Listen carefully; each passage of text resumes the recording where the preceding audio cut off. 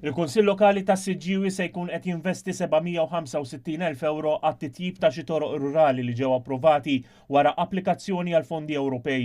F'kumment ma' dan l-istazzjoni s-Sindku tas-Siggiewi Alessia Bsajla Żammit qalet li l-Kunsill Lokali huwa impenjat ikompli tejjeb l-infrastruttura tas-Siggiewi u laqgħet b'sodisfazzjon dan l-investiment minn fondi Ewropej.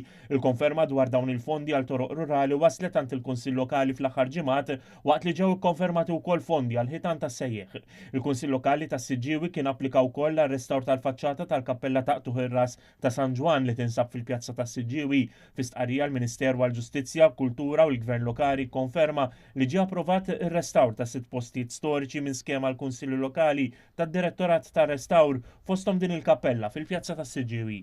Sa dan it-tant fl-aħħar ġimgħat il-Kunsill Lokali tas-Siggiewi approva mozzjoni preżentata mis-Sindku Alessia Bsajla Żammit biex fis-Siggiewi jitwaqqaf Kunsill Lokali għat-tfal.